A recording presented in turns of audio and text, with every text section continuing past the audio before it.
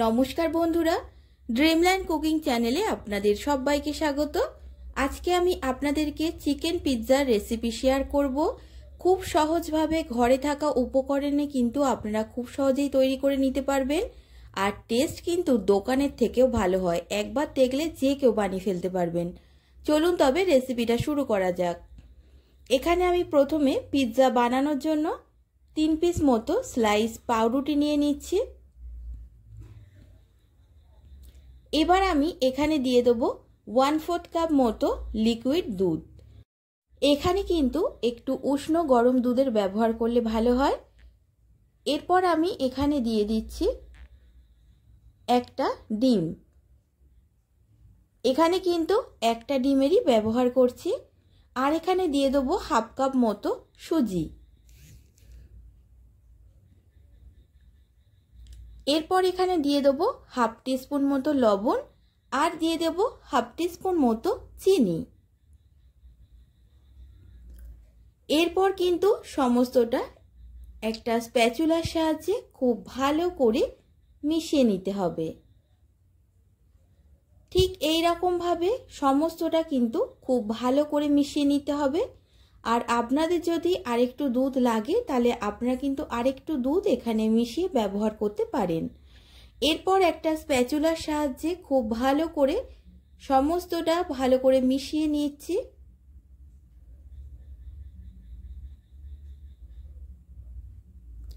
খুব ভালো করে কিন্তু মেশানো হয়ে গেছে। এরপরে 10 থেকে 15 মিনিট কিন্তু রেস্ট টাইমে আমি রেখে দেব। এবারে অন্যদিকে এখানে আমি নিয়ে নিয়েছি চিকেন। এখানে কিন্তু 200 গ্রাম মতো চিকেন আমি ব্যবহার করেছি। এখানে আমি বোনলেস চিকেন নিয়েছি। আর এখানে দিয়ে দিচ্ছি 1/2 টিস্পুন মতো রেড চিলি পাউডার, আর দিয়ে দিচ্ছি 1/2 টিস্পুন মতো ব্ল্যাক পেপার মানে গোলমরিচের গুঁড়ো, আর দিচ্ছি 1/2 টিস্পুন মতো ধনের গুঁড়ো। এরপর দিয়ে দিচ্ছি স্বাদ অনুসারে লবণ। আর এখানে দিয়ে দেবো কিন্তু সয়া সস। এখানে কিন্তু আমি 1/2 ঢাকনা মতো সয়া সসের ব্যবহার করলাম।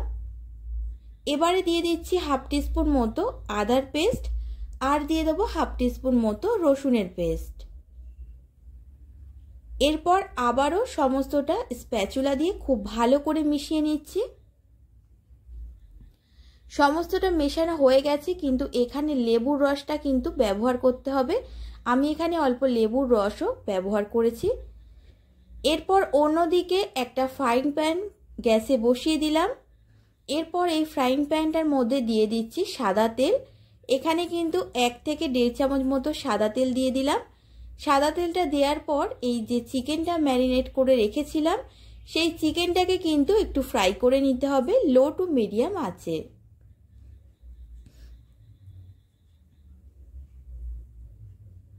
লো টু মিডিয়াম আঁচে কিন্তু ভালো করে চিকেনটা ফ্রাই করা হয়ে গেছে। এরপর কিন্তু চিকেনটা আমি তুলে নিচ্ছি অন্য পাত্রে। এবার কিন্তু ওই ফ্রাই প্যানের মধ্যেই আমি দিয়ে দিব আবারও 1 টিস্পুন মতো সাদা তেল। সাদা তেলটা দেওয়ার পরেই আমি যে ব্যাটারটা বানিয়ে রেখেছিলাম পাউরুটি, সুজি, দুধ আর ডিমের, সেইটা কিন্তু এখানে দিয়ে দিচ্ছি। দেওয়ার পর ঠিক এই রকম কিন্তু চারিদিকে একটু চেপে চেপে বসিয়ে দিতে হবে, মানে একটা শেপ দিয়ে দিতে হবে গোল আকারের। এরপর দেয়া হয়ে গেলে আমি এখানে ঢেকে দিচ্ছি 5 থেকে 7 মিনিটের জন্য। 5 থেকে 7 মিনিটের জন্য লো টু মিডিয়াম ফ্লেমে কিন্তু ঢেকে দিতে হবে। এরপর কিন্তু 5 থেকে 7 মিনিট পর এবার আমি এইটা উল্টে দেব। এক পিঠ কিন্তু হয়ে গেছে, এবার উল্টে দিলাম। এরপর কিন্তু এখানে আমি দিয়ে দিচ্ছি পাস্তা সস মানে পিৎজা পাস্তা সস। আপনারা কিন্তু এখানে শুধুমাত্র টমেটো সসেরও ব্যবহার করতে পারেন বা যে কোনো সসেরই ব্যবহার করতে পারেন। এরপর চামচের সাহায্যে খুব ভালো করে সমস্ত দিকটা এই সসটা আমি লাগিয়ে নিলাম। এরপর এখানে দিয়ে দেবো আমি চিজ। এখানেও কিন্তু বেশ খানিকটা চিজ আমি দিয়ে দিচ্ছি চারিদিকে ছড়িয়ে।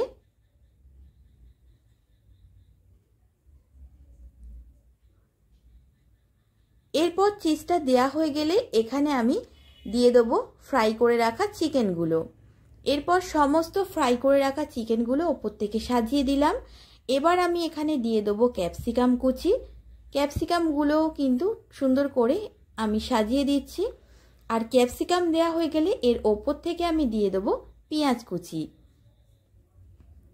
পেঁয়াজ কুচিটাও খুব ভালো করে সাজিয়ে দেওয়া হয়ে গেলে আবারও কিন্তু ওপর থেকে আমি দিয়ে দিলাম চিজ। এরপর চিজটা দেওয়া হয়ে গেলে আবারও আমি ঢেকে দেব 5 মিনিটের জন্য লো টু মিডিয়াম ফ্লেমে।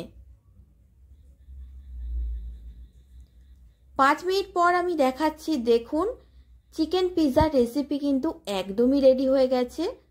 খুব সহজেই কিন্তু এই রেসিপিটা তৈরি হয়ে যায়। আপনারা দেখে কিন্তু বুঝতেই পারলেন যে কত সহজে এই রেসিপিটা তৈরি হয়ে যায়। এরপর আমি আপনাদেরকে এই পিৎজাটা কেটে দেখাবো।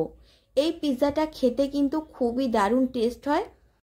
এই পিৎজাটা কিন্তু আপনারা ফ্যামিলির সবাই খেতে পারবেন। এটা কিন্তু যথেষ্ট বড় হয় আর বেশ ভারীও হয়। এরপর আমি আপনাদেরকে কেটে দেখাচ্ছি, দেখলেই আপনারা বুঝতে পারবেন যে কতটা সুন্দর হয়েছে। আমার যদি এই রেসিপিটা আপনাদের ভালো লেগে থাকে তাহলে লাইক কমেন্ট শেয়ার করে দেবেন। আর আপনি যদি আমার চ্যানেলের নতুন বন্ধু হয়ে থাকেন তবে চ্যানেলটিকে সাবস্ক্রাইব করার অনুরোধ রইল। আজ এই পর্যন্ত, দেখা হবে আবার নেক্সট নতুন কোনো রান্নার রেসিপি নিয়ে। সবাই ভালো থাকবেন, সুস্থ থাকবেন। ধন্যবাদ।